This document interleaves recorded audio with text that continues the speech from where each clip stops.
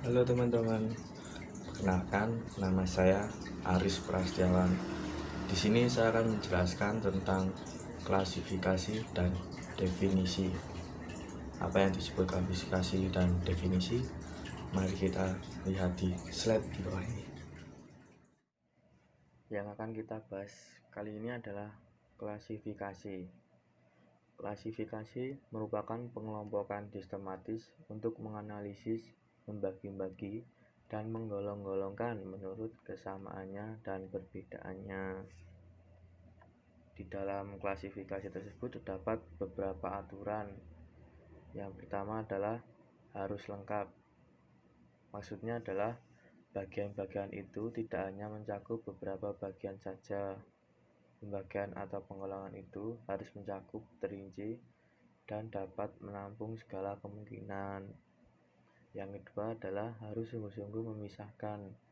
Bagian yang satu tidak boleh memuat bagian yang lain dan tidak boleh terjadi tumpang tindih. Dengan demikian, kelompok yang satu dapat dibedakan dengan jelas dari kelompok yang lain. Yang ketiga adalah dasar prinsip yang sama. Artinya, dalam suatu pembagian atau penggolongan yang sama tidak boleh digunakan dua atau lebih dari dua dasar atau prinsip sekaligus. Yang keempat adalah harus sesuai dengan tujuan yang akan dicapai.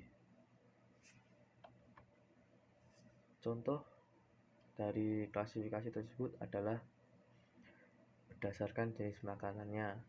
Hewan dapat dikelompokkan menjadi hewan pemakan daging atau karnivora, hewan pemakan tumbuhan atau herbivora, dan hewan pemakan hewan serta tumbuhan atau omnivora. Dari jenis makan tersebut bisa diturunkan lagi, semisal makan daging atau karnivora, ada hewannya jenisnya seperti macan, harimau, dan lain-lainnya. Ya, yang kedua sekarang adalah definisi. Definisi merupakan perumusan yang singkat, padat, jelas, dan tepat untuk menerangkan apa sebenarnya suatu hal tersebut sehingga dapat dimengerti dan dibedakan dari semua hal di luar dirinya.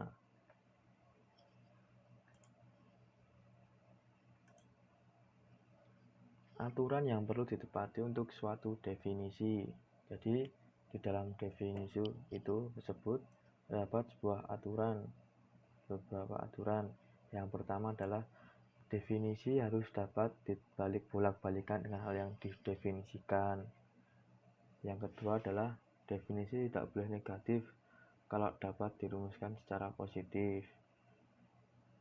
Yang ketiga adalah apa yang didefinisikan tidak boleh masuk ke dalam definisi. Circulus indefinidon. Yang keempat adalah definisi tidak boleh dinyatakan dalam bahasa yang kabur, kiasan, atau mendua artinya. Dari tersebut terdapat macam-macam definisi. Yang pertama adalah definisi nominal atau disebut dengan definisi menurut katanya. Yang disebut definisi tersebut adalah merupakan cara untuk menjelaskan dengan menguraikan arti kata. Yang kedua adalah definisi real. Definisi real ini terbagi menjadi beberapa definisi atau dapat dibedakan menjadi beberapa. Yang pertama adalah definisi hakiki atau esensial. Definisi ini sungguh-sungguh menyatakan hakikat sesuatu, yaitu suatu pengertian yang abstrak yang hanya mengandung unsur-unsur pokok yang sesungguh-sungguh perlu untuk memahami suatu golongan yang tertentu dan untuk membedakan dari semua golongan yang lain. Dan definisi ini sangat penting dalam filsafat, merupakan ilmu pengetahuan. Yang kedua adalah definisi gambaran atau lukisan. Definisi ini menggunakan ciri-ciri khas sesuatu yang akan didefinisikan. Ciri-ciri khas adalah ciri-ciri yang selalu dan tetap terdapat pada setiap benda tertentu. Semisal, semua burung gagak itu hitam. Yang ketiga adalah definisi yang menunjukkan maksud tujuan sesuatu. Misalnya, analogi adalah suatu alat untuk menunjukkan waktu yang disusun demikian rupa hingga dapat dimasukkan ke dalam saku atau diikat di tangan. Yang terakhir adalah definisi yang diadakan hanya dengan menunjukkan sebab musabab sesuatu.